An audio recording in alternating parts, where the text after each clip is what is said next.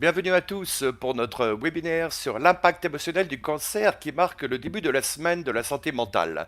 Certains d'entre vous sont encore en train d'arriver, mais nous allons commencer pour gagner du temps. Je m'appelle Jasmine McGowan, je suis directrice générale de la fondation Sauve ta peau et je serai votre présentatrice ce soir. Je suis très honoré de vous accueillir pour ce webinaire spécial dans un monde où la résilience et le soutien de la communauté sont primordiaux. Nous nous sommes réunis pour aborder un sujet qui tient à cœur à de nombreuses personnes, à savoir le parcours émotionnel des personnes touchées par le cancer. Que vous ayez un diagnostic de cancer, que vous apportiez un soutien indéfectible en tant que soignant ou que vous naviguez simplement dans les vies d'un survivant, eh bien cet événement a été conçu pour vous. Nous voudrions également accueillir chaleureusement toutes les personnes qui ont été touchées par le cancer d'une manière ou d'une autre.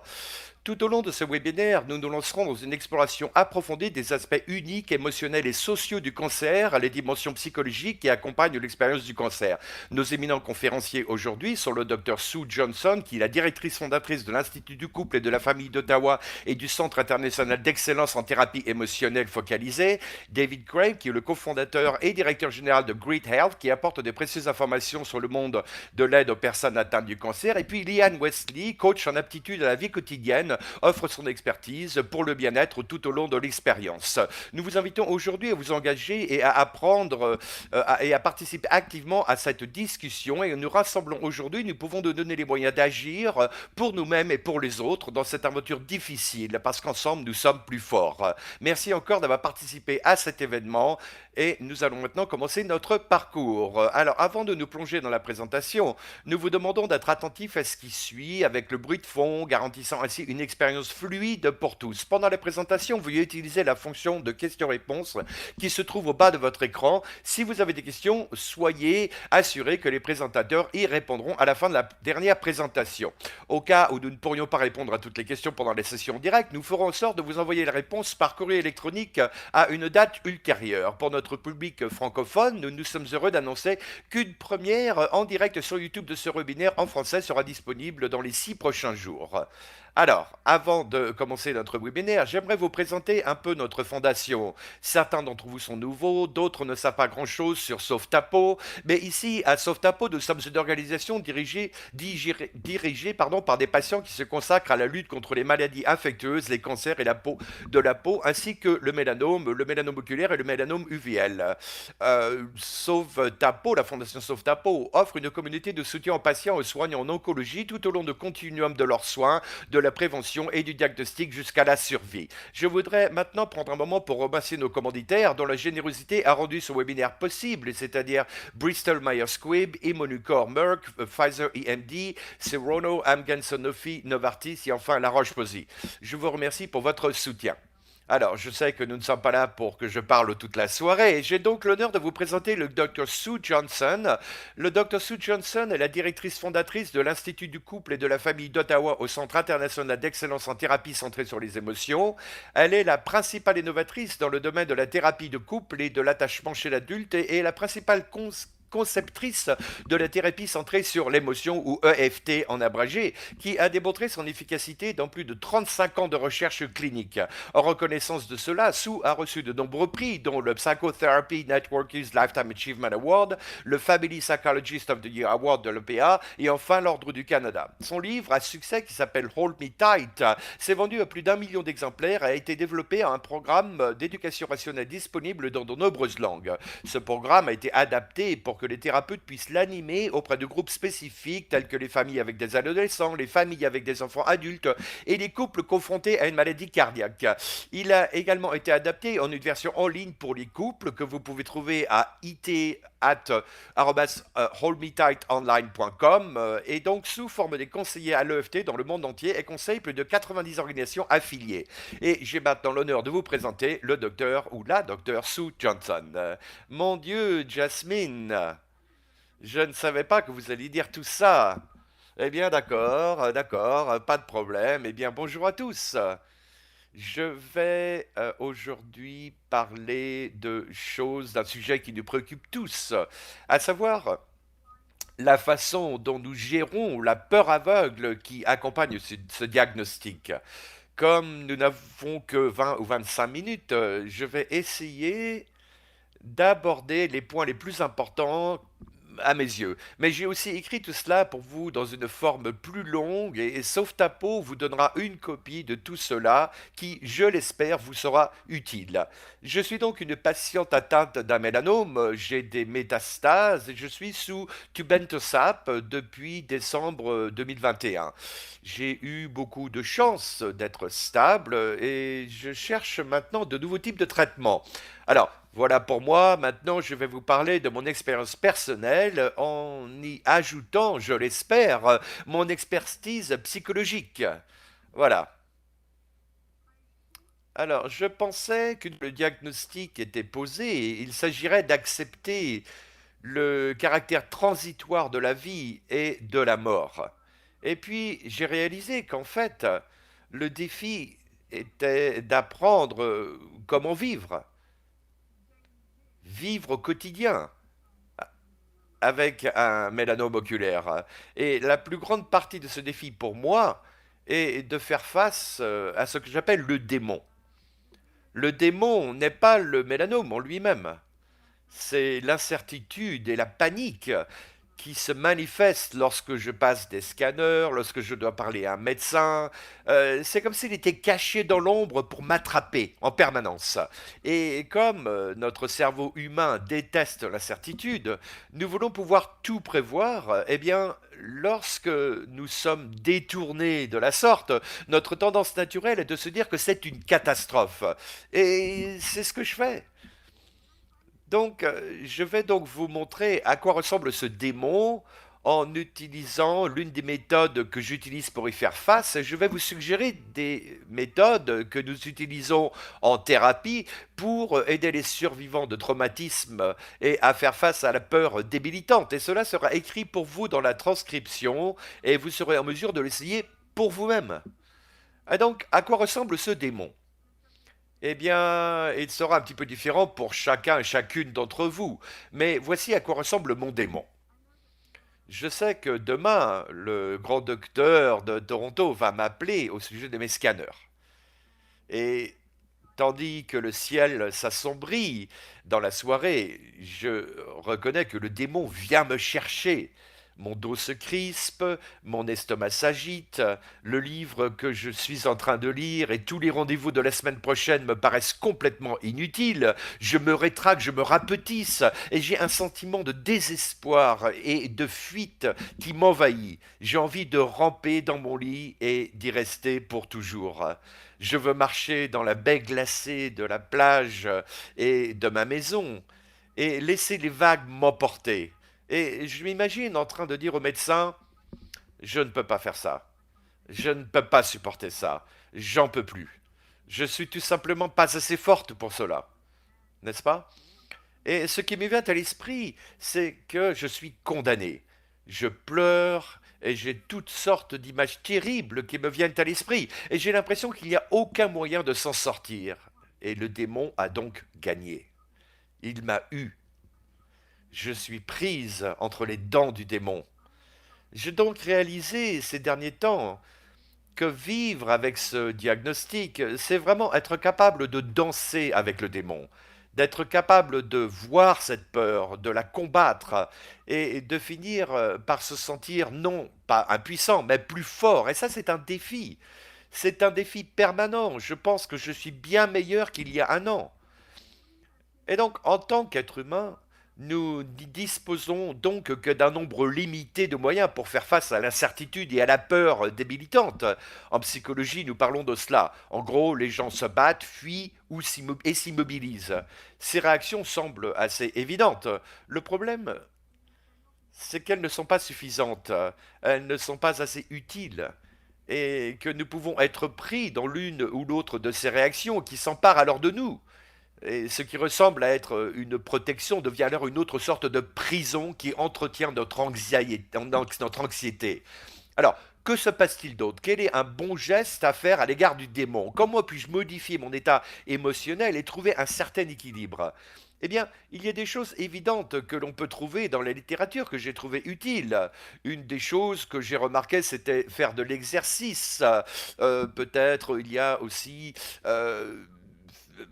de faire du vélo d'appartement en écoutant Billy Joel ou James Taylor qui me donne un sentiment de puissance et m'amène dans le présent. Et cela, c'est un élément important pour pouvoir s'occuper du démon. Le démon vous murmure sans cesse des choses sur l'avenir. Alors pour faire face au démon, je peux chanter. Il y a une chanson de Jim Croce qui s'appelle Working at the Car Wash Blues.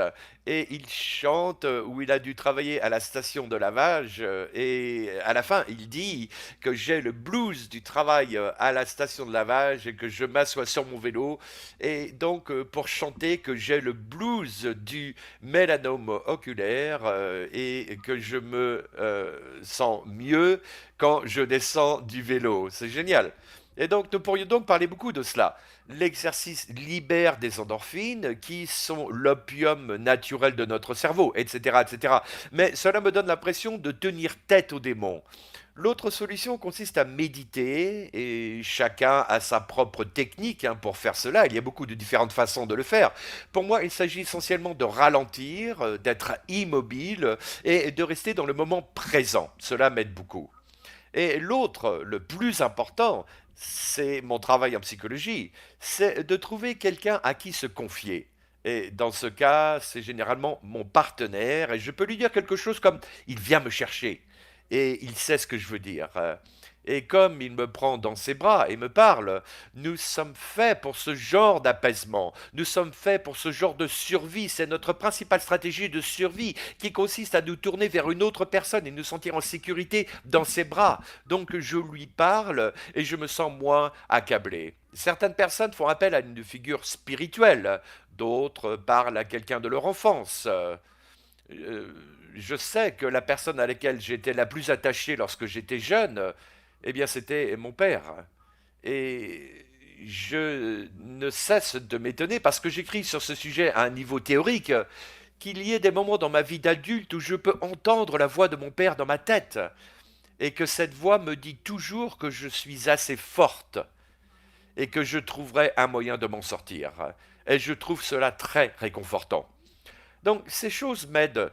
Mais je veux parler, parce que nous avons peu de temps, de ce qui suit, c'est-à-dire de comment, lorsque nous avons cette émotion catastrophique, et essayer de l'attacher, essayer de l'enraciner pour que ça soit plus spécifique et plus gérable, et pour que ça fasse moins peur. Et donc, dans la thérapie que je pratique, qui s'appelle le FT, nous appelons cela l'assemblage des affects. C'est-à-dire nous démontons notre émotion et nous la remontons. Cela vous donne un sentiment de contrôle, n'est-ce pas? Nous savons que l'émotion se compose de 5 éléments. Il y a un déclencheur, il y a une réponse générale, oh, danger, danger, terrible. Il y a une sensation corporelle, je me sens mal en ce moment, je me sens malade. Il y a des pensées, les choses que vous vous dites, je ne peux pas y arriver. Et il y a des tendances à l'action. Je vais boire, par exemple, de l'alcool fort, n'est-ce pas? Ça, c'est la vieille méthode anglaise que j'ai connue dans mon enfance pour faire face à ce genre de problème. Suffit de boire 3 doubles whisky pour ne plus s'en soucier. Cette méthode, évidemment, a ses limites. Alors, quand je trouve le démon de la peur sur ma poitrine, eh bien, je commence par prendre une grande respiration et j'entre dans la pièce pour l'assembler. Et vous pouvez, vous trouver, et donc pour vous donner un exemple, eh bien, ça aide beaucoup pour identifier le déclencheur parce que ça le rend spécifique, n'est-ce pas? L'élément déclencheur est un message sur la page Facebook de l'OM concernant le traitement qui ne fonctionne pas. Certains jours, je peux regarder ce message et ce n'est que de l'information. D'autres jours, je le regarde et il ouvre la porte et le démon se précipite à l'intérieur. Perception, alerte, alerte, c'est dangereux. Je ne peux rien y faire, je suis sans défense. Une réaction corporelle. Mon estomac se retourne et je commence à me sentir mal. Mes pensées et donc, mes pensées se disent c'est la chose la pire qui puisse m'arriver. Il n'y a pas d'issue, la vie est un cauchemar. Oui, donc l'action, je suis paralysé. Je ne fais que ressasser ces pensées, ces réflexions dans ma tête, et je cherche un échappatoire. Et je me retrouve pris dans une roue d'alarme, d'alerte, de nausées, de pensées catastrophiques. Et je vois que le démon m'a attrapé, et que je danse, et que je suis prise dans la chanson que le démon est en train de chanter. Alors, je regarde et je nomme chacune de ces parties du démon. Je les nomme plutôt que d'y réagir. Et donc, laissez-moi vous dire ce qui arrive. La dernière fois que cela m'est arrivé. Alors, je dis tout d'abord, je me permets de réagir. Je ne blâme pas. Je me dis, c'est parfaitement compréhensible, c'est naturel, c'est normal.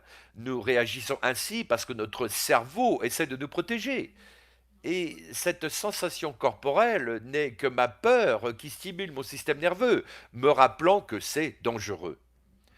Ensuite, je peux dire, ah, voilà ce que je pense. C'est intéressant. Eh bien, la vie s'arrêtera pour chacun d'entre nous. Ça a toujours été vrai. Mais en ce moment, l'histoire que je me raconte est que c'est immédiat, sur le point de se produire, c'est inévitable et que ce sera terrible. C'est une histoire que je me raconte. Ce n'est pas une réalité immédiate, c'est quelque chose sur lequel je peux compter. C'est une histoire que je me raconte qui reprend le dessus sur moi. Et alors que je fais cela, eh bien, ça commence à rebondir. Et cette histoire des traitements qui échouent et que rien ne marchera. Et j'oublie totalement la vérité du moment, à savoir que vous êtes en vie en ce moment même, et que vous ne savez pas quand la mort va vous frapper. Et personne ne le sait. Et vous pouvez choisir de vous laisser envahir par ce drame ou non. Alors, lorsque je fais cela, je me sens plus forte. Je me pose des démons. C'est comme si je disais, je ne te laisserai pas m'attraper. Je peux ralentir, examiner cela, le démonter, et en soi, cela est apaisant. Pour vous donner un autre exemple, il y a des années, j'étais terrifié de prendre l'avion. J'ai développé une phobie, ce qui était désastreux car je devais prendre l'avion presque toutes les fins de semaine. Et lorsque j'ai suivi ce processus pour moi-même à l'époque, j'ai été totalement surprise de constater que je n'avais pas peur que l'avion s'écrase. Je ne croyais pas que l'avion allait tomber du ciel. Non, ce n'était pas l'élément déclencheur. Quel a été l'élément déclencheur? Eh bien, c'était les turbulences et le sentiment d'impuissance qui les accompagnent. Et au fur et à mesure que j'explorais cette question et que je lui donnais un sens, ma phobie de l'avion s'est atténuée. Et j'ai appris à me faire confiance et à me dire que je pouvais faire à ce que faisaient des turbulences dans un avion, n'est-ce pas? C'était donc une espèce de parcours dans cette peur.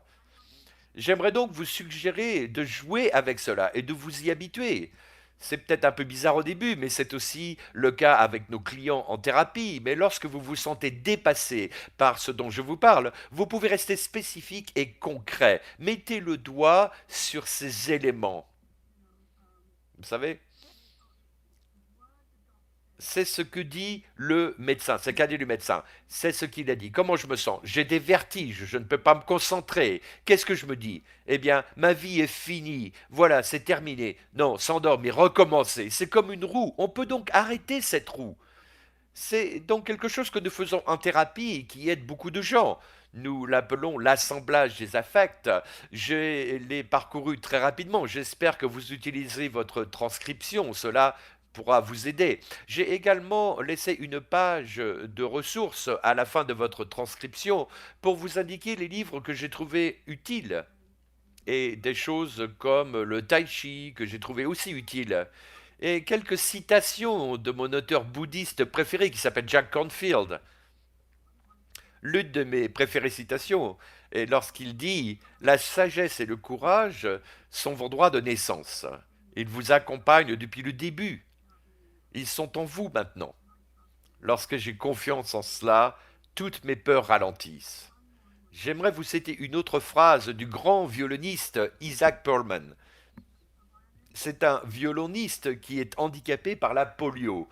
Il lui faut beaucoup de temps pour monter sur scène lorsqu'un concert est organisé. Et lorsqu'une corde s'est cassée au milieu d'un concert, il a continué à jouer sur les trois cordes restantes.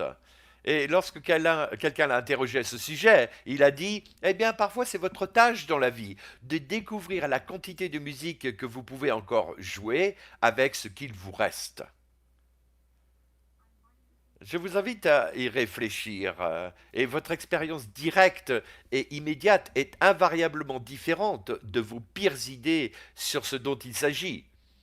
Et nous pouvons tous résister aux démons. Et lorsque nous résistons aux démons, nous avons toujours un mélanome. Et c'est toujours terrifiant. Et c'est normal pour un être humain. Mais nous ne sommes pas obligés de nous laisser envahir par la peur. Nous pouvons vivre la vie qui nous est donnée. Nous pouvons vivre la vie que nous avons. Et bien sûr, lorsque nous nous sentons forts, nous sommes plus à même de faire face à cette maladie. Nous prenons mieux soin de notre santé. Nous sommes plus à même de faire les bons choix en matière de traitement. J'avais donc promis de ne faire que 20 minutes. Je pense qu'en fait, j'étais assez bonne, hein, parce que vous avez probablement remarqué que je peux parler, parler et parler. Et donc ce n'est pas ce que j'ai fait. Alors Jasmine, je vais revenir vers vous maintenant. Merci beaucoup pour cette présentation. Et oui, nous avons parfaitement atteint les 20 minutes.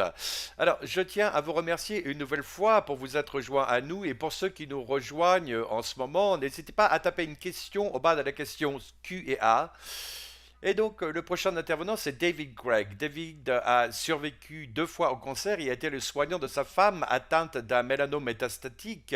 David et Alice Emerson se sont rencontrés grâce à leur passion commune pour la défense des intérêts des personnes atteintes d'un cancer afin d'améliorer la compréhension et réduire la honte et la stigmatisation.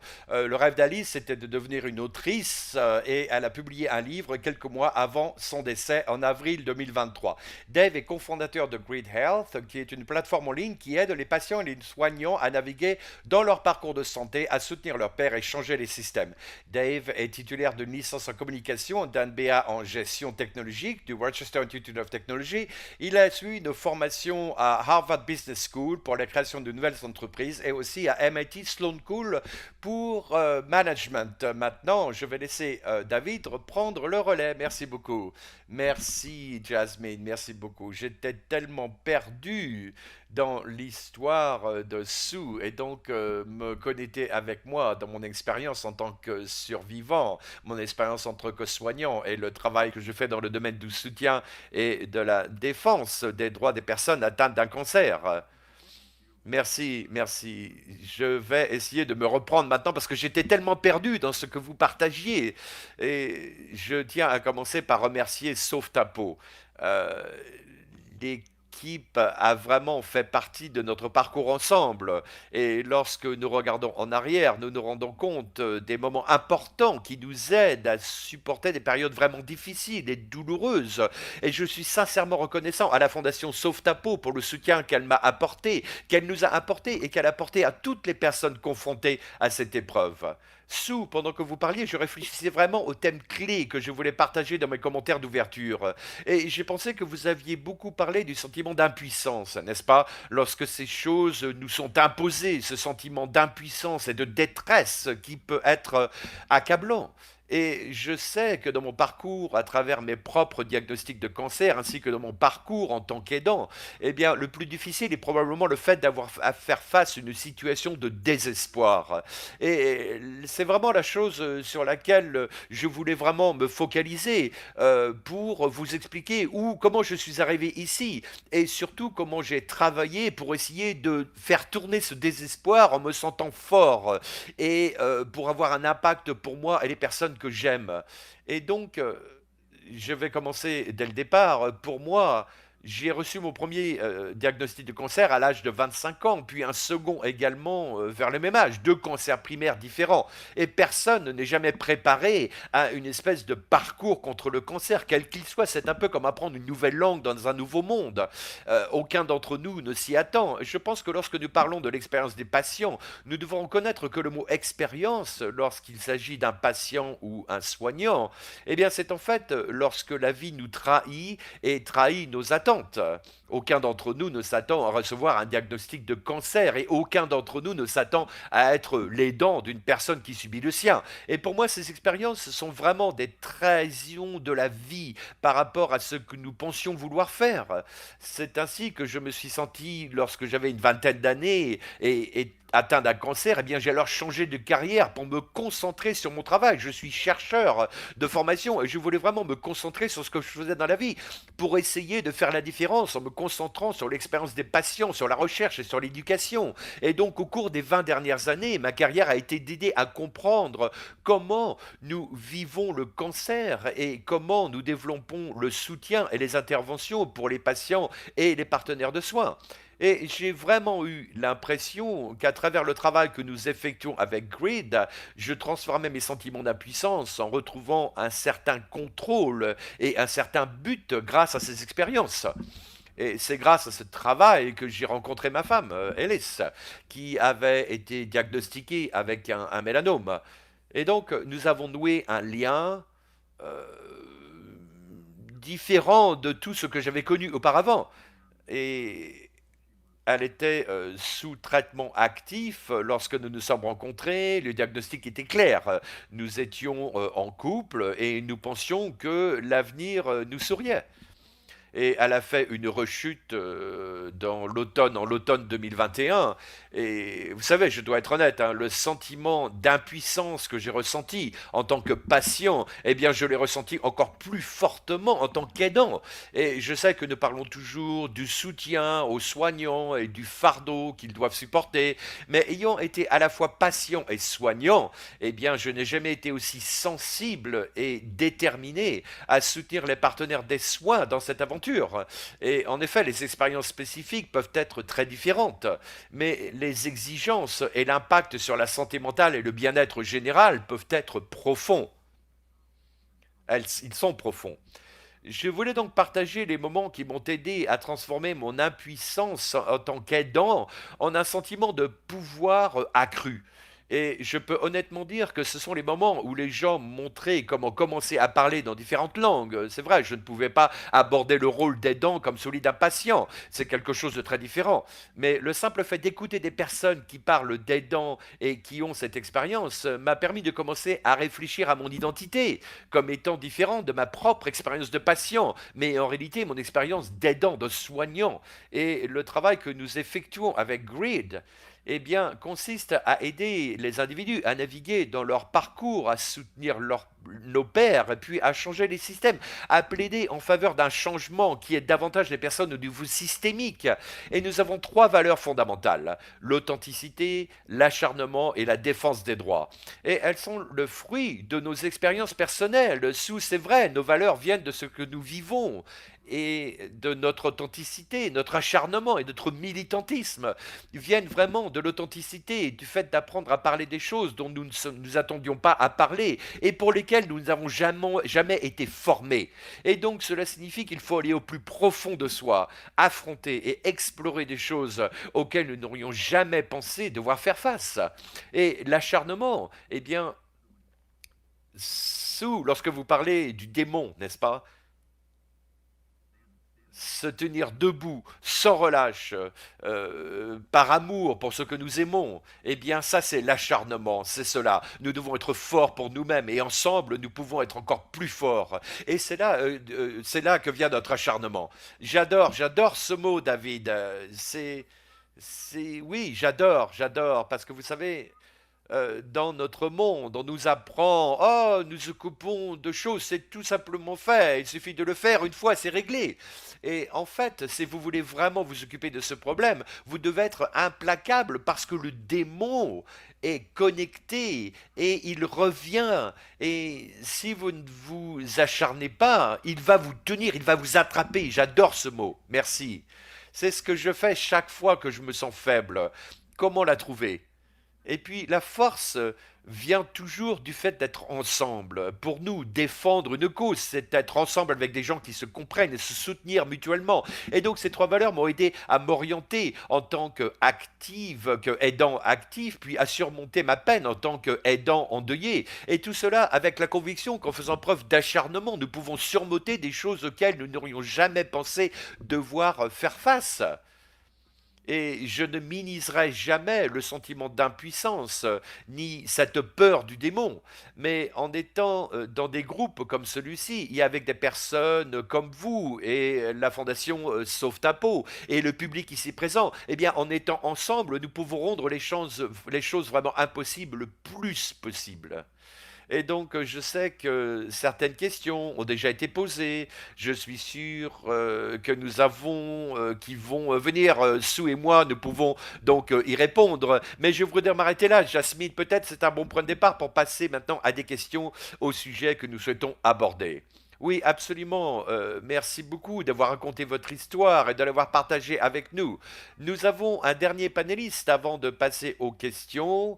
Il s'agit de Liane Westy, qui est une coach en compétences de vie. Au cours des 20 dernières années, Liane a travaillé dans la gestion des petites entreprises, la première décennie dans le secteur financier et donc dans le secteur de la restauration. Liane est passionnée par les chiffres, les systèmes et les processus dynamiques de croissance d'une entreprise. Et au cours de l'année écoulée, Liane s'est éloignée de cela pour se consacrer à sa plus grande passion, qui est de favoriser le bien-être du corps et de l'esprit en raison de ses propres problèmes de santé et de ces deux jeunes garçons qui en souffrent. Et donc tout cela pour comprendre comment naviguer le système médical. Liane a obtenu une licence en psychologie et un master en études familiales. En plus de travailler avec la fondation Sauve Tapo, Liane travaille dans le domaine de la guérison énergétique en tant que praticienne formée et en résonance cardiaque.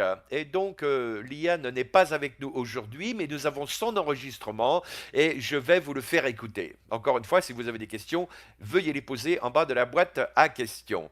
Merci, bonjour à tous et merci de me recevoir aujourd'hui. Je m'appelle Liane Westy et je suis coach en bien-être et je travaille avec la fondation Sauve ta peau pour vous aider à trouver des ressources en matière de soins personnels.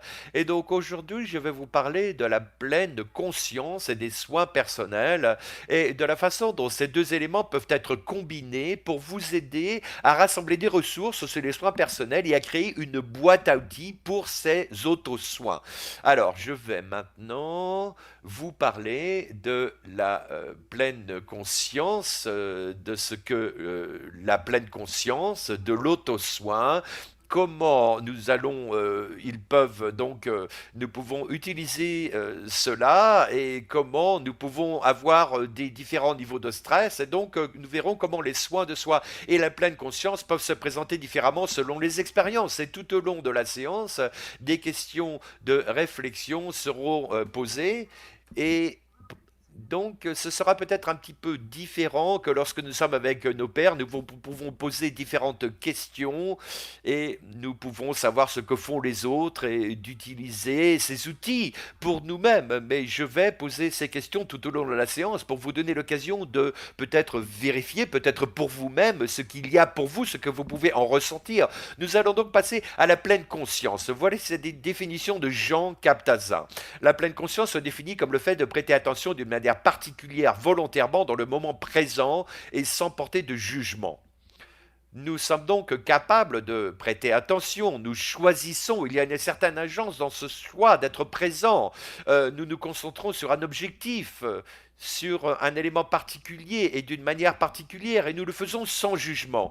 Et j'aime toujours ajouter la mise en garde suivante, ça ne veut pas dire que nous n'avons pas de pensées qui sont de nature à juger, mais que nous observons et permettons ce qui est là, même s'il s'agit de pensées frustrantes ou de pensées de jugement ou même de pensées qui se présentent. Je ne suis pas assez bonne, cela n'arrive pas.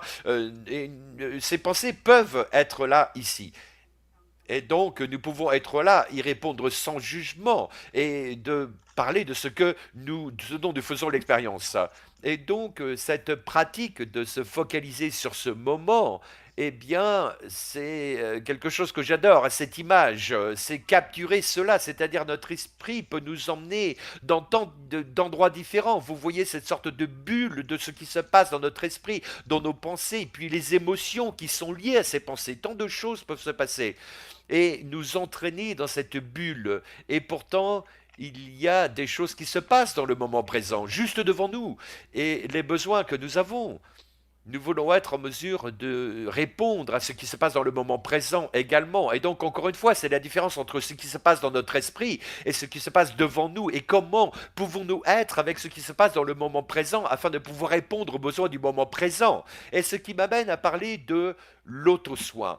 Et encore une fois, il y a un lien entre les soins personnels et la pleine conscience. L'auto-soin et la capacité de promouvoir la santé, de prévenir les maladies, de maintenir la santé et de faire face à la maladie et au handicap avec ou sans le soutien d'un prestataire de soins de santé. L'objectif de l'auto-soin, encore une fois, est de prévenir ou de contrôler les malades et de préserver le bien-être général par l'action cohérente de prendre soin des différents aspects de sa propre vie. Et donc ces choses que nous mettons en place et qui nous soutiennent tout au long de la journée, de la semaine et du temps, nous aident à préserver, à maintenir, à prévenir et à contrôler les choses qui se passent dans notre vie. Et cela, eh bien, vous allez entendre un terme que je vais utiliser, c'est une boîte à outils pour les autosoins. C'est une donc de collection, donc développement de ressources qui peuvent vous apporter des solutions pour des choses qui se passent dans la situation présente. Et donc de pouvoir construire des ressources et des compétences qui peuvent vous aider dans ce moment présent, dans les situations dans lesquelles vous vous trouvez.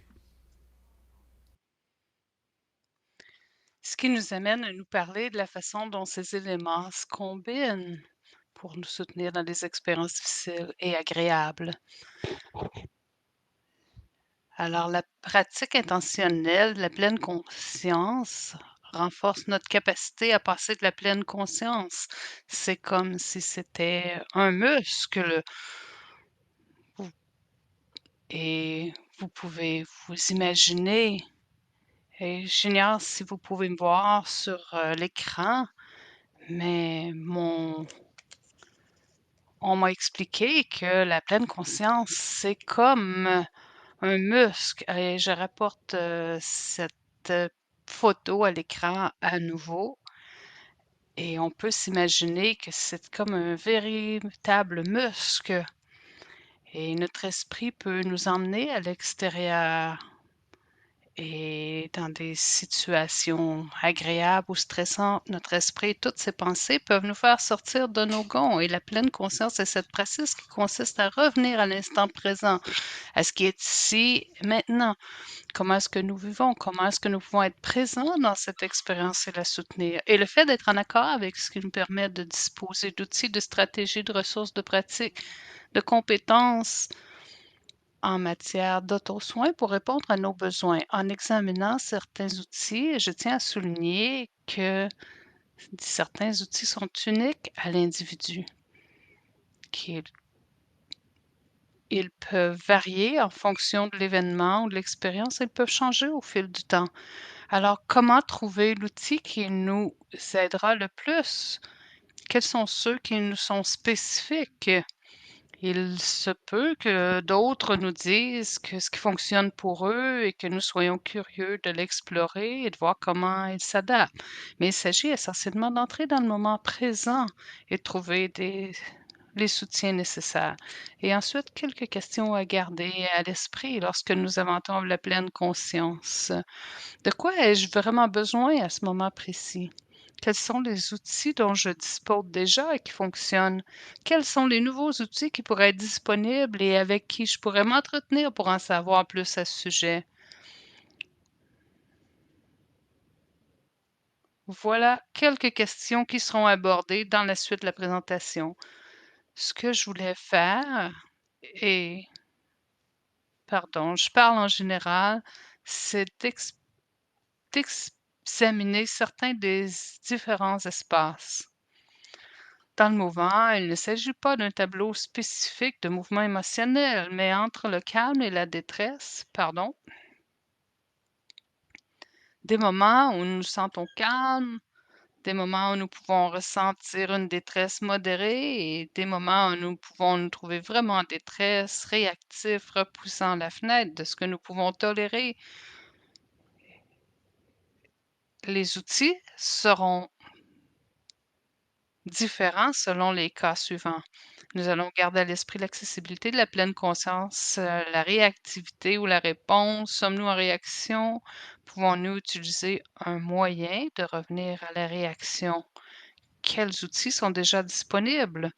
Nous allons commencer par le haut et redescendre ensuite. Le premier espace que je voulais examiner est donc général.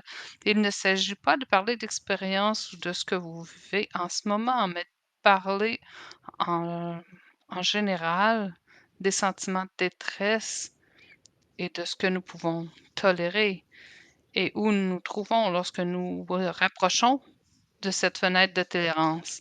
Dans cet espace de détresse, la métaphore que j'ai utilisée pour évoquer ce sentiment d'urgence est celle d'un moment où vous entrez dans une pièce et vous constatez qu'un tuyau a éclaté et qu'il y a de l'eau qui gicle partout.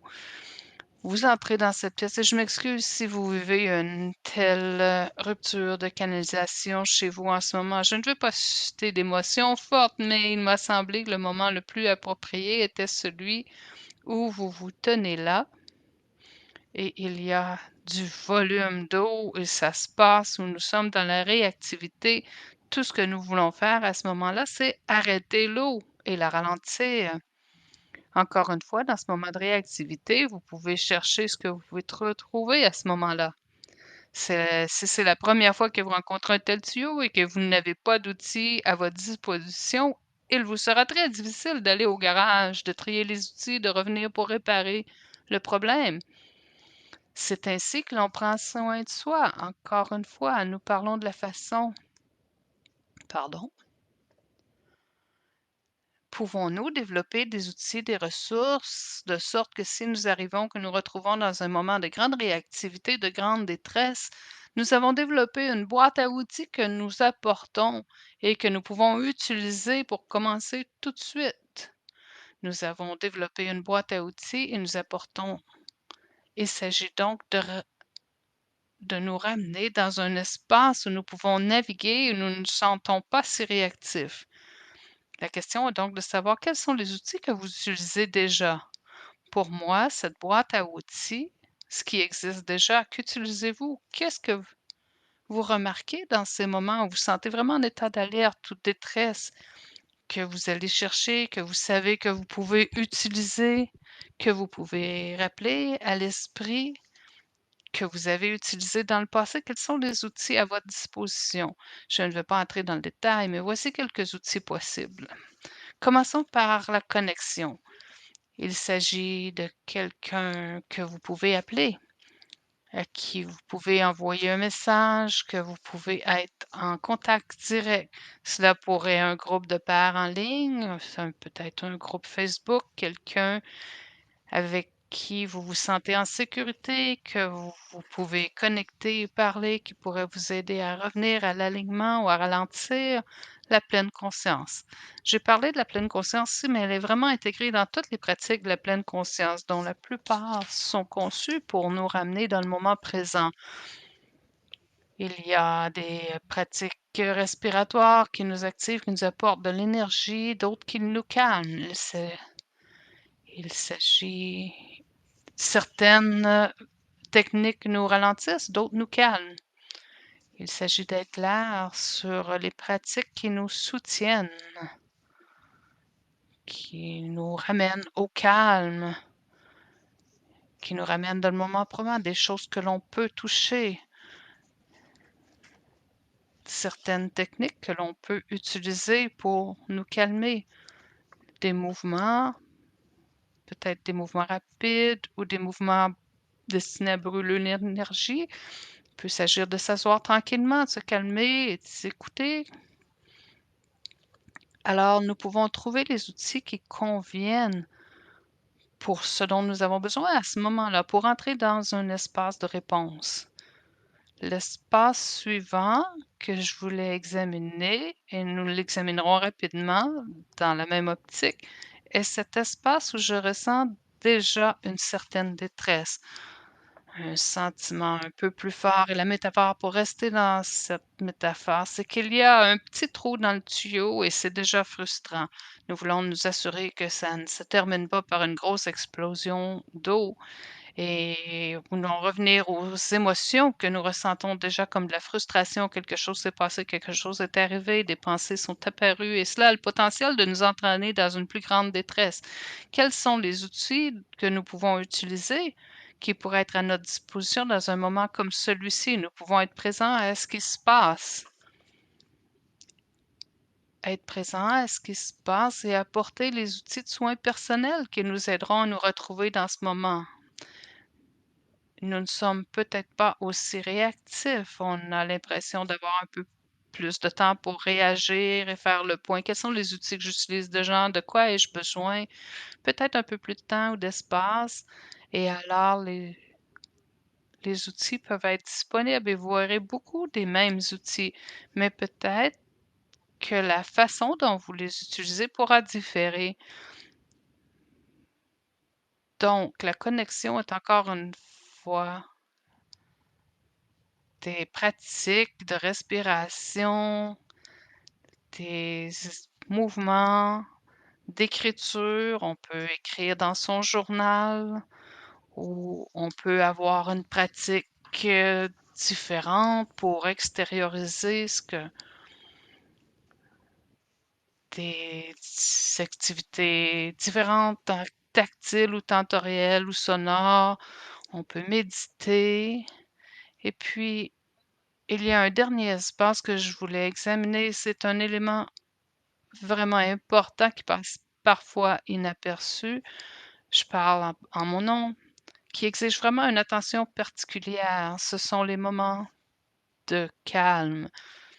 Il s'agit d'un livre, il y a un livre incroyable écrit par Dr. Rick Hanson qui s'appelle Hardwiring Happiness. Il traite de l'importance d'être présent dans ces moments de calme, ces moments présents, ces moments d'interaction positive ou de paix et de les explorer.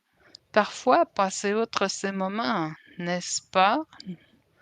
Nous avons une conversation positive avec quelqu'un, nous avons l'impression que l'interaction est excellente, nous allons de l'avant et elle disparaît en quelque sorte.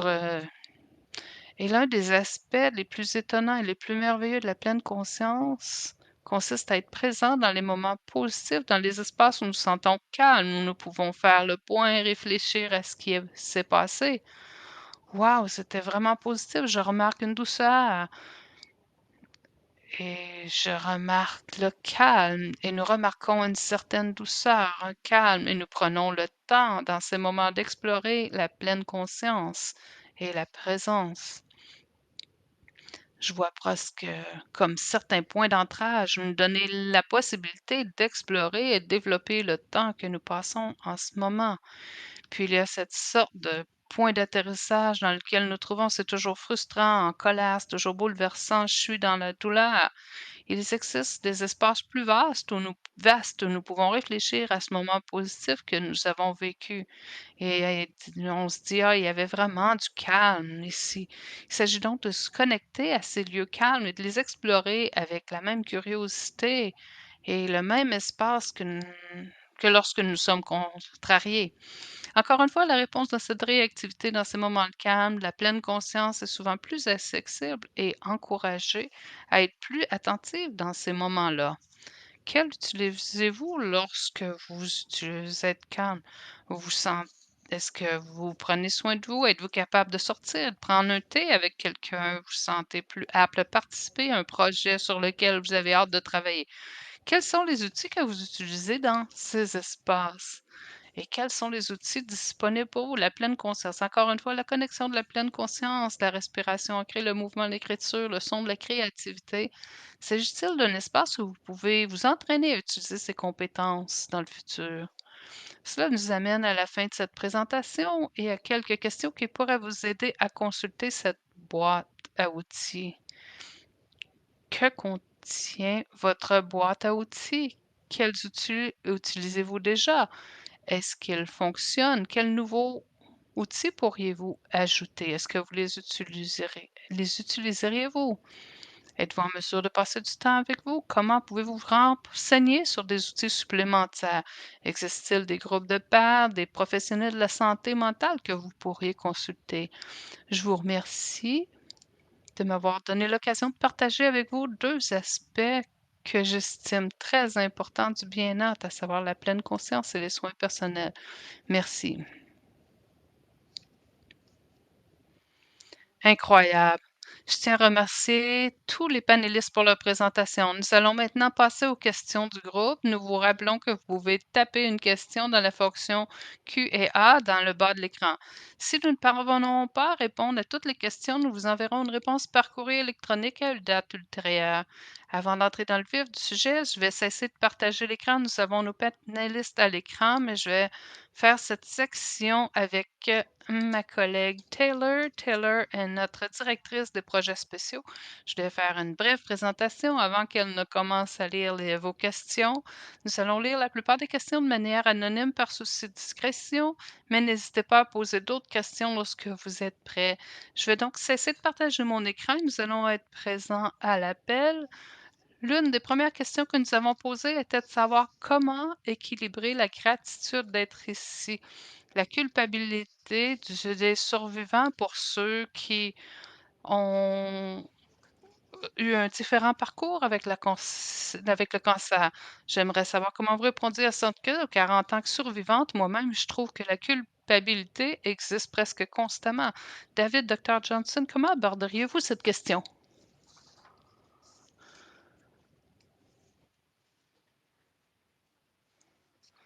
Quelle question intéressante!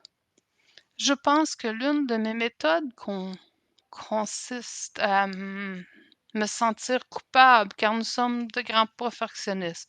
Nous avons toujours l'impression, surtout nous aimons quelqu'un, nous sommes censés d'être capables d'effacer toute sa douleur, ce qui est bien sûr impossible, et de l'amener à ce que nous voulons qu'elle ressente, ce qui est la joie. Et nous n'y parvenons pas toujours, et même avec certains de mes amis en ce moment, dont l'une qui est très malade. Et une partie de moi se dit des choses comme pourquoi est-ce que tu t'apitoies sur ton sort? Eh bien, remets-toi-en, hein, parce qu'il y a un ami qui est très malade, alors tu peux faire ça. Mais je pense que ce qui me sauve un peu, c'est que vous pensez à ce qu'il voudrait que vous ressentiez. À ce qu'il voudrait que vous ressentiez. Mon amie qui est très malade, c'est la personne la plus aimante qui soit et je pense qu'elle voudrait que je sois reconnaissante pour les moments que j'ai et que je sois reconnaissante pour ma vie et c'est ce qu'elle voudrait que je fasse. En tant qu'être humain, nous souffrons tous inévitablement. L'incertitude s'installe, mais en fait, la plupart d'entre nous, la plupart du temps, à moins d'être pris de rage, on veut que les autres personnes ressentent de la joie et du bonheur. Je pense qu'il y a aussi une sorte d'élément spirituel ici, à savoir que je vis sur la côte ouest du Canada, qui est le plus bel endroit de la planète. Et si vous regardez par la fenêtre parfois, vous regardez simplement vers la fenêtre et il y a quelque chose en vous, dans ton cœur qui dit: «Hey, si tu n'as pas de gratitude pour cela en ce moment, tu es vraiment perdu». Peu importe les histoires sur le futur, ce qui peut arriver ou les mauvaises choses vont arriver, qui arriveront. La vie est une source d'ennui et c'est votre droit naissance de ressentir la gratitude ici, d'être en vie. C'est votre droit de naissance et les gens qui vous aiment voudraient que vous le ressentiez, je pense. Qu'en penses-tu, David? J'essaie de faire la transition entre l'écoute et le partage de ce qui va bien. Non, je pense que ce que vous avez tous les 2 partagé, c'est que nous ne pouvons pas éviter la douleur et que ce n'est pas le but de la vie. Éviter la douleur crée en fait une nouvelle douleur. J'ai lu récemment un livre qui disait quelque chose comme «Comment trouver la douleur qui alimente notre but et notre sens. Et si nous pensons aux choses en termes de choses que nous voulons vraiment affronter et à travers lesquelles nous voulons trouver du courage, cela crée un but dans cette douleur. Et le mot chagrin, Jasmine, vous avez mentionné comment faire face au deuil. Pour moi, le deuil, ce n'est pas une chose, ce n'est pas une chose, c'est la perte de ce que l'on pensait qui allait arriver ou la douleur que l'on ressent maintenant ou la tristesse de voir quelqu'un souffrir, peu importe. Et sous je sais, vous l'avez mentionné dans vos remarques préliminaires, comment faire la part des choses? Comment savoir qu'est-ce que chaque chose est pour pouvoir se concentrer dessus? Et pour moi, une partie de mes recherches a été de ne pas apprendre à me laisser submerger par le chagrin, mais me dire: «Voilà où je me concentre maintenant, c'est là ce que je me concentre maintenant. Je me concentre maintenant sur ma propre prise» et c'est ainsi que le chagrin peut avoir des petites tranches sur lesquelles nous pouvons avoir un impact. C'est très profond, David, ce que vous dites, parce que j'étudie beaucoup les émotions et la façon dont les gens changent et se bloquent. Et certaines des dernières recherches sur les émotions, qui me semblent tout à fait logiques, montrent que si on observe les personnes qui peuvent vraiment faire face à des émotions difficiles, les personnes vraiment résilientes, et nous avons tous la capacité de le faire, du moins en ce qui concerne les émotions difficiles. Les personnes qui sont vraiment résilientes, nos cerveaux ne sont pas conçus. Je pense toujours que c'est le problème avec le changement climatique. Tu n'as pas peur du changement climatique? Ah oui, je suis bouleversée, alors je veux pas trop y penser, c'est trop gros, c'est comme je peux rien y faire. Mais si vous remarquez, il y a quelques années, nous avons découvert qu'il y avait un trou dans la couche d'ozone. Oh! Il y a un trou dans la couche d'ozone, c'est vrai. Alors, quelle en est la cause? Faisons quelque chose pour remédier. Nous l'avons fait. C'est comme les détails. Notre cerveau est capable de gérer des détails. Et il s'agit en partie d'arrêter cette démesure qui se produit dans la catastrophisation. Oh, je ne peux pas faire face à un mélanome. En fait, c'est oui, finalement, oui, c'est le cas. Vous vous occupez de l'entretien avec le médecin. Parfois, vous rentrez à la maison vraiment furieuse, parfois soulagée, parfois effrayée. Mais en fait, il n'y a pas d'entretien avec le médecin. Il y a ce moment précis et c'est ce qui amène l'orateur qui m'a précédé à parler de l'ancrage et c'est l'ancrage. Qu'est-ce qui se trouve face à moi en ce moment? À quoi dois-je faire face en ce moment? Et c'est ce qui rend les choses réalisables. Je pense que c'est très important d'être précis. Oui, le deuil, c'est tout un tas de choses. Ça peut être de la rage de voir la personne que l'on aime nous quitter. Il n'a pas besoin d'être raisonnable. Il peut s'agir d'impuissance, c'est vrai, et ça peut être, plein de différentes choses qui se manifestent de différentes façons.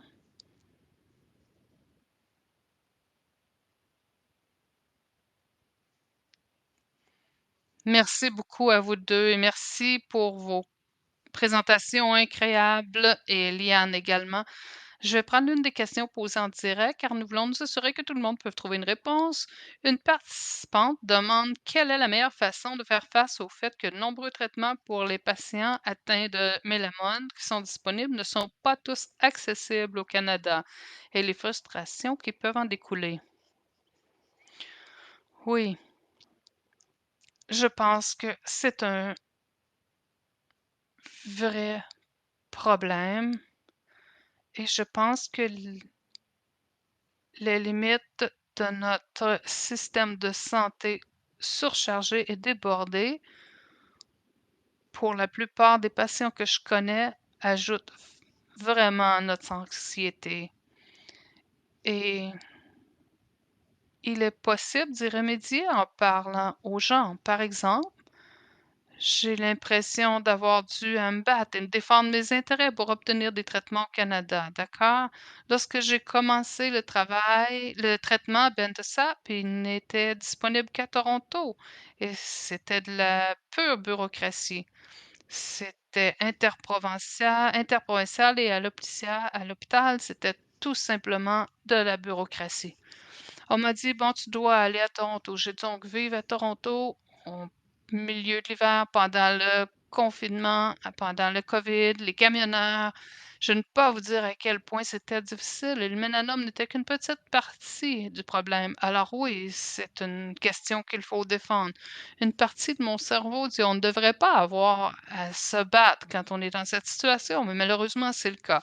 Ce que nous avons fait, ce que beaucoup de gens ne savent pas, c'est que l'université Jefferson, le plus grand expert dans le domaine de la mélanome, dispose de ce qu'on appelle un examen de cas. Vous pouvez envoyer vos documentations, vos diapositives, les scans et ils vous proposeront un traitement. C'est ce que nous avons fait. Et à l'université Jefferson a été très clair. Ils ont dit, si Sue est avec nous, voici ce que nous ferions. Et ce n'est pas un traitement que les gens de Toronto ont suggéré. Et au début, il y a eu toutes sortes de discussions sur la façon dont on doit traiter ça. Et on dit: «Bon, vous ne pouvez pas faire ça parce que vous vivez en Colombie-Britannique et le gouvernement de cette province ne paiera pas pour que vous puissiez bénéficier de ce traitement». Alors le traitement de Jefferson à Toronto, le seul endroit où il est disponible. Ma réponse à cela, ce que je n'aurais pas fait il y a 2 ans, ça a été: «Ah oui, ils le feront. Ils paieront. Ils paieront, c'est certain». D'accord? Alors ne me dites pas que ce n'est pas à vous de prendre cette décision. Votre décision est de demander à la Société canadienne du cancer de la Colombie-Britannique de l'examiner et de l'approuver. Et je vais supposer qu'elle va l'approuver parce que je suis une citoyenne canadienne et c'est la seule façon pour moi d'obtenir ce traitement. Il n'est pas disponible ici. Et pour être honnête avec vous, on m'a opposé des arguments insensés, des arguments bureaucratiques absurdes. Par exemple, si nous devons payer pour ce traitement à Toronto, vous devez nous fournir toutes ces recherches de haut niveau pour prouver qu'il fonctionne. Vous plaisantez? J'ai un mélamone oculaire. Il n'y a pas de recherche de haut niveau. Soyons sérieux. Arrêtez ces conneries, d'accord? Et cela m'aide à dire ça. Je suis une chercheuse et je sais ce qu'ils disent des bêtises. Alors malheureusement, oui, malheureusement, notre système est tout simplement dépassé et il faut se battre. Au tout début de mon parcours contre le cancer, j'ai dû me battre parce qu'on m'a dit qu'on ne prendrait aucune décision concernant votre traitement tant que vous n'aurez pas subi cette biopsie spéciale. Nous n'avons aucune idée à quelle date vous pourrez l'obtenir au Canada, en Colombie-Britannique. Vous n'avez aucune idée? Non, nous n'avons aucune idée. Nous ne savons pas quand vous allez l'obtenir. Vous plaisantez? Non, nous ne plaisantons pas, c'est ça. Bon, je vais à Seattle. Je suis allée à le meilleur hôpital de cancérologie, Fred Hutch à Seattle, et le cancérologue m'a dit: «Venez ici, nous vous examinerons un jour, nous ferons la biopsie le lendemain et je vous enverrons le jour suivant à votre hôpital». C'est ce qu'ils ont fait. C'était impressionnant. Je ne suis pas sûre que si j'avais simplement dit: «Oh, mon Dieu, je ne sais pas ce que je vais faire». Je pense que j'aurais attendu des mois pour que les gens pour que quelqu'un fasse quelque chose de concret. En l'occurrence, j'ai été placée sous Bentoussac environ 6 semaines plus tard. Donc, malheureusement pour les Canadiens, vous avez raison, le système n'est pas fait pour vous. Nous sommes étranges et rares. Je suis la seule personne qui utilise ce traitement dans ma ville. Les infirmières rient parce qu'ils mettent tout le temps des perfusions de base et elles me disent: «Ah, vous êtes tellement de base, sous». Elles trouvent ça hilarant. C'est donc vrai. Alors, c'est le seul moyen que je connaisse pour contourner cela, c'est de se battre et il y a des gens comme la fondation Sauve ta peau sont des défenseurs extraordinaires et je savais que si les choses allaient vraiment trop loin, Cathy serait là et c'est une femme puissante. Elle serait là avec le BC Cancer Board pour dire: «Excusez-moi, qu'est-ce que vous voulez dire? Vous ne paierez pas pour ce traitement?» Mais c'est difficile et c'est injuste, mais c'est ainsi que les choses se passent actuellement. J'espère que cela changera. Mais j'ai eu des discussions avec mon oncologue local qui ont dégénéré en un manque de politesse, disons-le ainsi. Parce que, vous savez, il y a À Seattle, au Fred Hutch centre de cancer Fred Hutch, dans chaque pièce, il y avait un énorme panneau dans un cadre qu'on pouvait dire les patients. Tout tourne autour des besoins du patient et les besoins du patient passent en premier. Je pense qu'au Canada, nous n'avons pas les ressources nécessaires pour ça. Nous avons des médecins et du personnel de santé merveilleux, bien intentionnés, mais incroyables, mais nous n'avons pas les ressources. C'est pour ça. Je ne sais pas quoi dire. J'espère que aux prochaines élections, nous sortons dans la rue et dirons dire si vous n'avez pas de soins de santé, vous n'avez rien. Peu, peu importe le logement, c'est important, mais peu importe où vous vivez, si vous n'avez pas de soins de santé. Et en passant, la santé est gratuite. Ah oui, achèteriez-vous un autobus qui ne fonctionne pas du tout si on vous disait qu'il était gratuit? Non, vous direz, je n'achèterai pas cet autobus, c'est gratuit. Nous l'avons payé. Désolé, Taylor, je m'emporte. Vous avez touché un point sensible. Notre euh, système de santé n'est pas gratuit. Il est inefficace. Il est rempli de bureaucratie. Je ne peux pas envoyer mon scan de la Colombie-Britannique à Toronto sans les plus grandes difficultés. Et ça prend 2 semaines. Eh bien, Toronto en a besoin dans 3 semaines. Vous savez? Parce que vous avez des formulaires, des règlements, et vous devez faire ceci, l'envoyer ici, vous devez l'envoyer là, et vous parlez de quoi? De quoi vous parlez? C'est notre système. Nous sommes coincés dans ce système et nous devons nous rassembler et faire quelque chose pour y remédier. Désolé, hein, Taylor, je sais que je me suis un petit peu emporté, c'était ma diatribe, hein. Oui, c'est vrai. Et c'est terrible, et c'est la réalité ici. Oui, c'était un argument très juste. Dave, avez-vous quelque chose à rajouter? Oui, oui, bon, d'accord, ok. Bon, c'était une diatribe, hein. Oui, alors ça, c'est pas vraiment mon domaine d'expertise spécifique, mais je vais partager un moment qui a changé ma vie et qui est lié à ce sujet. Je me souviens à quel point, pour moi, ces questions étaient accablantes et enfermées à l'intérieur. Je ne savais pas comment parler du traitement, je ne savais pas comment parler de la qualité de vie. J'avais personnellement 2 cancers de l'appareil reproducteur et je ne savais pas comment parler de fertilité, de performance sexuelle ou de toutes ces choses auxquelles nous sommes souvent confrontés lors d'un diagnostic. Eh bien, j'ai participé à une conférence après avoir caché tout cela pendant 8 ans, n'en avoir jamais parlé. C'est peut-être inapproprié, mais bon, c'est pas grave, hein, on est inapproprié, donc je vais continuer, hein, d'accord? Donc j'étais à une conférence et j'ai vu une femme qui s'appelle Melinda Hood, et elle se promenait avec une peluche du système reproductif. Et elle disait, cela ne va pas me tuer, cela ne va pas me tuer, parce qu'elle avait survécu au cancer du col de l'utérus. Et à ce moment-là, elle a pris quelque chose de ma honte, de mon cancer de la reproduction, et j'en ai fait un sujet de discussion. Oui, et quel que soit le domaine, qu'il s'agisse de l'inégalité de l'accès au traitement ou des problèmes de santé mentale, ou quel que soit le domaine, le fait de voir quelqu'un donner un moyen d'en parler, pour moi, m'a changé la vie. Et je pense que lorsque vous parlez d'une chose magnifique qui est frustrante, injuste et erronée, eh bien parlons-en, parce que quelqu'un est en train de trouver des solutions. Oui, et malheureusement, la solution que j'ai trouvée a été d'aller aux États-Unis. Et c'est intéressant parce que même mes amis, certains d'entre eux veulent se sentir coupables, certains d'entre eux veulent que je me sente coupable. Non, je ne me sens pas coupable du tout, du tout. Non. Et j'ai appris énormément. Et pour donner une idée aux Canadiens, le médecin que j'ai vu 2 fois à Seattle, qui m'a juste consulté une fois, qui m'a aidé à obtenir cette biopsie. Mais je ne suis pas une de ses patientes actives, hein, il est très occupé, je le connais depuis 18 mois. Il m'appelle environ une fois tous les 4 mois pour me demander comment je vais. Il m'appelle de manière proactive et il me demande s'il peut faire quelque chose. Et c'est parce que ce médecin n'est pas stressé, parce qu'il n'est pas à bout de nerfs, il n'a pas trop à s'occuper, etc. Il n'est pas débordé. Et donc imaginez-vous ce genre de disponibilité. Il me donne son numéro de téléphone personnel, son numéro de portable. Quoi? Quoi? Oui, oui, il m'a donné son numéro de téléphone personnel.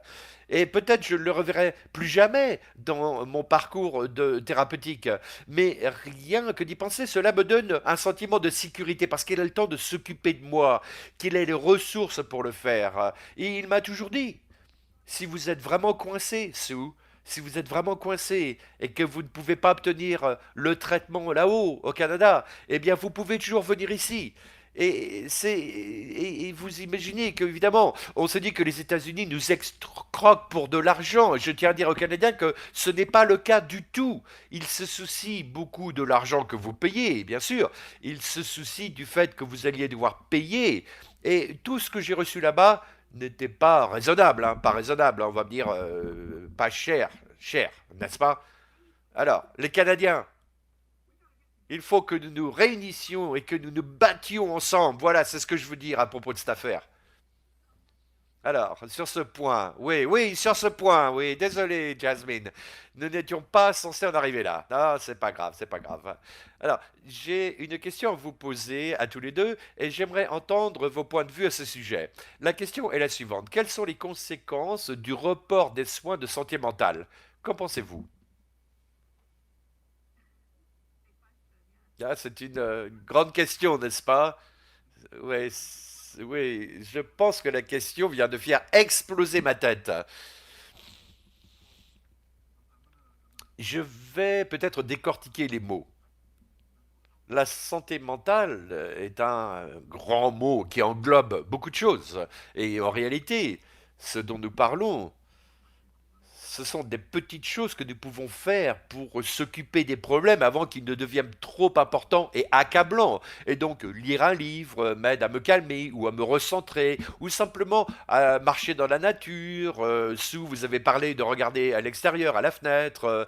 Ces petites choses pour moi qui sont aussi utiles à ma santé mentale que bien d'autres choses. Et donc, il m'a fallu beaucoup de temps, hein, 8 ans, pour être capable de parler de ce que j'avais vécu. Et puis, au fur et à mesure des épreuves que j'ai traversées en tant qu'aidant pour le mélanome et dans le cadre de mon travail de recherche et d'éducation, pour les patients atteints du cancer, juste le prendre le temps de m'asseoir avec un livre le matin, avant que le soleil ne se lève, ou alors d'aller me promener à l'extérieur, alors que le soleil est sur mon visage. Eh bien, pour moi, ces choses sont tellement thérapeutiques et on peut parler de ces grands mots qu'ont la santé mentale, etc. Et donc, tout cela, ce sont des choses, donc c'est cette santé mentale et la transformer en simple parcelle d'action. Oui, je suis d'accord avec vous et je pense que nous vivons dans une société où nous sommes encore à l'idée qu'il suffit de laisser tomber. Je viens d'une culture ouvrière anglaise où la réponse à tout, c'est de prendre une tasse de thé. Si tout le monde savait que la fin du monde était imminente, les Britanniques diraient oh, on va faire du thé, on va boire une tasse de thé. Il y a une espèce de charme, n'est-ce pas, un certain sens à cela, de boire une tasse de thé. Mais ça ne va pas vraiment fonctionner. Mais je suis d'accord avec vous que je pense que les gens ne donnent pas la priorité à leur santé mentale. Et en fin de compte, ce que vous avez lorsque vous combattez un démon, que vous faites face à d'énormes problèmes, c'est que vous avez vous. Vous avez votre sens de contrôle et du pouvoir. Et je pense que nous n'aidons pas assez les gens à gérer cela. Comme les liens, les relations, je suis considéré comme une experte en relations, quoi que cela veuille dire.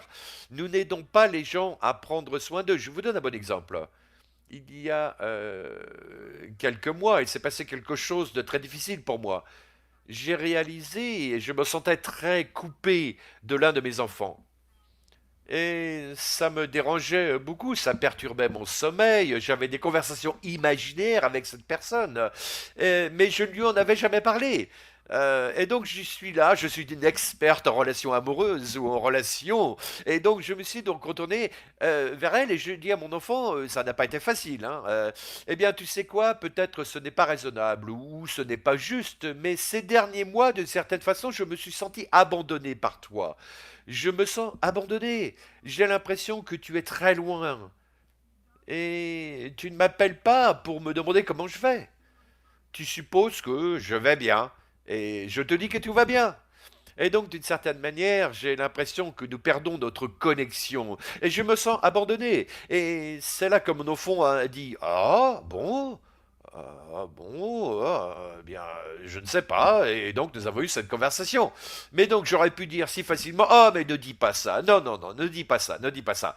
Il faut prendre soin du lien et de prendre soin de remarquer lorsque vous faites l'assemblage des affects hein, dont on a parlé plus tôt, quels sont les déclencheurs et sur quoi portent-ils? Et souvent, ces déclencheurs ne sont pas liés au mélanome. Ils sont liés à votre vulnérabilité particulière, n'est-ce pas? Nous avons tous notre sensibilité. Je ne suis pas sensible à la même chose que vous. Et ça aide de se dire, d'accord, j'ai cette sensibilité, quelle est la meilleure façon pour moi d'y faire face? Et donc je pense que de se sentir autorisé, on va dire, et de savoir que nous devons prendre soin de notre santé mentale et que cette dernière nous permet ou nous handicape en soi. Eh bien, si je me sens fort mentalement et émotionnellement, je peux faire face à ce que le médecin me dit. Je peux le questionner. Je sais que les questions me viennent à l'esprit, n'est-ce pas? Je peux y faire face.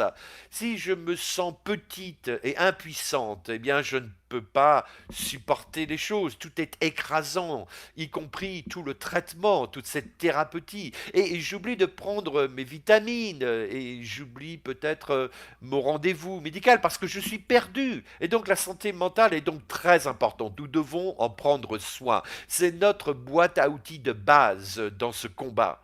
Et nous en avons besoin, absolument. Et toutes les recherches montrent que la résilience, quel que soit le type de traumatisme, repose sur un sens de soi qui soit compétent, capable de donner un sens à son monde intérieur et sur sa capacité à se tourner vers les autres et à les aider. C'est cela qui crée la résilience, pas les films de Rambo, vous savez, qui consistent à se regarder dans le miroir et de se dire j'en vaux la peine, et de prétendre qu'on en est fort.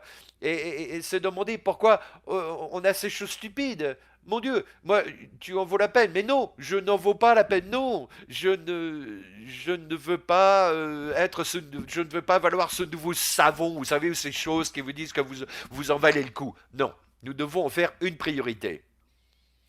Est-ce que je peux partager autre chose? Oui, bien sûr. C'est ce que vous avez dit m'a beaucoup touché parce que notre cerveau essaie de nous faire concentrer sur autre chose. Il se peut donc que ce ne soit même pas la santé mentale ou le diagnostic. Notre cerveau est obsédé par quelque chose qui n'a rien à voir. Mais c'est le contrôle. Et la façon dont vous avez formulé cette question, je me sens abandonné. Et j'ai découvert que lorsque je trouve le courage de dire que je me sens seul ou blessé, au lieu de dire que tu me fais quelque chose, eh bien c'est très gênant la première fois, ou peut-être la deuxième fois, mais j'ai maintenant des gens dans ma vie avec qui nous parlons comme ça, et j'ai donc des moments où je me dis, je ne sais pas comment dire cela, et je vais être gêné de l'admettre, mais voici ce que je ressens. Et les gens dans ma vie disent, oh, d'accord, eh bien parlons-en, et cela ouvre la conversation. Et je finis généralement par en prendre plus sur eux et sur ce qui me faisait peur que si j'avais gardé le silence. Oui, oui, et je trouve que c'est très intelligent ce que vous avez dit. Oui, et les recherches montrent que notre principale façon dans notre société de faire face aux choses difficiles est d'essayer de les supprimer, de les repousser et de prétendre qu'elles ne fonctionnent pas. C'est une stratégie très mauvaise. Lorsque vous essayez de repousser les choses, eh bien, vous retirez, repoussez littéralement les choses vers le bas. Et cela demande de l'énergie et des efforts, et cela vous obsède, et vous l'enfoncez. Mais la chose naturelle dans nos émotions, c'est qu'elles rebondissent. Et lorsque cela se produit, vous êtes encore plus sensible à ce que vous aviez repoussé que la première fois. Et vous êtes pris dans ce mouvement de repousser, d'éviter. Et les gens font alors toutes sortes de choses négatives et terribles, comme se couper les bras ou se droguer, continuer à repousser ses émotions. Eh bien, la santé mentale dit non. Non. Trouvez un endroit sûr pour les ressentir, trouvez un moyen de vous concentrer sur elles et de les rendre spécifiques. Et puis vous trouverez, oh, eh bien, je suis en fait plus forte et plus compétente que je ne le pensais. Ah, regardez-moi, regardez, je ne suis pas en train de me désintégrer lorsque je me laisse aller à cette peur. Oui, j'ai peur, voici le démon qui arrive, oui, d'accord. Et c'est pour ça que je dis qu'il y a un an, j'ai été plus pris et j'étais plus rapide. Mais oui, je me souviens plus de cela. Et donc, c'était très intéressant de pouvoir parler à David. J'ai une autre question, et c'est en fait une bonne transition pour parler du contrôle. La question suivante est de savoir comment gérer positivement les sentiments de chagrin ou de colère lorsque nous traversons le processus du diagnostic et de traitement du cancer et nous ressentons que nous n'avons pas de contrôle sur notre vie. C'est également très important. Il y a beaucoup d'éléments là-dedans. L'absence de contrôle est le cauchemar d'un être humain. L'absence de contrôle, c'est le point névralgique de notre cerveau. Votre cerveau vous dit qu'il faut prévoir, il faut contrôler. Le cerveau est une machine à prédire. Il déteste l'incertitude. L'absence de contrôle est donc un véritable déclencheur pour tout le monde. Et il suffit de reconnaître à quel point c'est difficile.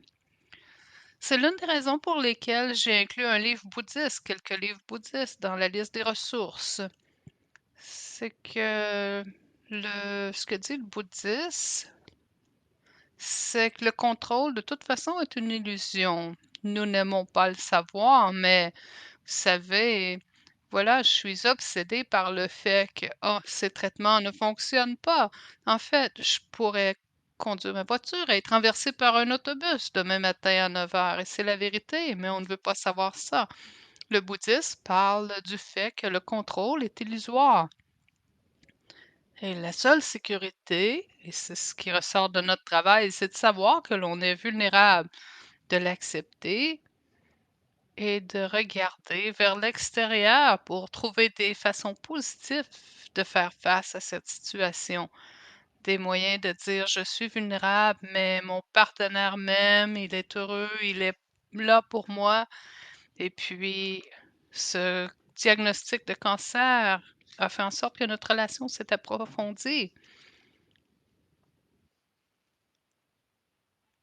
Et je sais d'une toute nouvelle manière que lorsque mon partenaire me dit: «Je suis là pour toi», cela signifie quelque chose totalement différent aujourd'hui qu'avant le diagnostic de mon cancer, d'accord? Et ces mots: «Je suis là pour toi», nous sommes câblés pour attendre ce réconfort lorsque nous nous sentons en danger. Et ces quelques mots, je les peux les sentir changer mon système nerveux. Mon système nerveux se met en marche et ce qui quand on y réfléchit, c'est complètement fou, ce ne sont que quelques mots.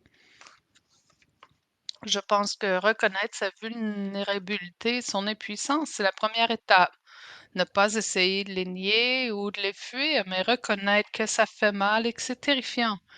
Ensuite, se tourner vers d'autres personnes, se tourner vers vous savez, depuis que je médite davantage, j'ai en quelque sorte une partie silencieuse en moi que je n dont je ne reconnaissais même pas la voix. Pendant un certain temps, j'ai commencé à entendre cette voix et je me suis demandé ce qui se passait. Qu'est-ce que ce bordel? Il y a des choses qui me parlent. Qui me parlent? Je ne sais pas.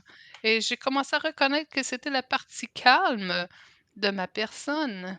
C'est la petite partie de l'enfant qui a peur. C'est la partie calme de l'adulte qui a fait face à toutes sortes de choses dans sa vie. Et j'écoute cette voix et elle me dit quelque chose qui me calme. Je pense que nous avons toutes cette capacité, mais faire face à l'incontrabilité, à la vulnérabilité, oh, si c'est oh, c'est le cas, si vous n'aviez pas eu cette question. Incroyable personne qui a envoyé cette question, nous n'aurions pas besoin du domaine de la santé mentale. C'est la boule de cire dans la gestion de la vie. Nous ne voulons pas savoir que nous sommes vulnérables, mais nous le sommes. Je trouve des perspectives comme le bouddhisme et les livres de personnes comme Pema Chodron, notre grande nonne bouddhiste canadienne de la Nouvelle-Écosse. Cela m'aide beaucoup parce qu'ils disent essentiellement, c'est comme ça que ça se passe. Nous prétendons que ce n'est pas vrai, mais c'est ainsi. Et si vous êtes atteint du cancer, cela vous saute soudain à la figure d'une façon qui est très difficile à nier. Nous savons tous qu'il y a des gens à qui nous pouvons parler de notre cancer et de notre mélanome et d'autres qui ne veulent pas en entendre parler. Certains vous me disent comment vous êtes, vous savez parfaitement, ils veulent que vous disiez bien, je vais bien. Alors vous dites cela. Il y a d'autres personnes à qui vous pouvez dire, eh bien, j'ai une matinée difficile, je dois parler à mon oncologue et je suis toujours furieuse lorsque je ressors de son bureau. Alors, ça, c'est juste moi. Bon, je suis un peu bizarre, alors, j'ai dit: «Ah, j'ai eu une matinée difficile. Qu'est-ce que tu as fait?» «Ah, j'ai sorti avec mes chiens sur la plage, marché, j'ai parlé à mon mari et maintenant et je suis heureuse de t'en parler et merci de m'avoir posé la question. Il y a tellement d'éléments positifs dans la vie que on peut trouver. Il y a des moyens par, la chanson de James Taylor, Shed a Little Light, c'est une de mes chansons préférées. Il y a un chemin à travers l'obscurité et le brouillard et on peut faire face à ces choses. Nous devons faire des choses comme ça. Nous devons partager, parler, nous soutenir les uns les autres et nous raconter comment nous avons traversé l'obscurité et nous devons faire face à la solitude. Parce que toutes les recherches vont dans le même sens.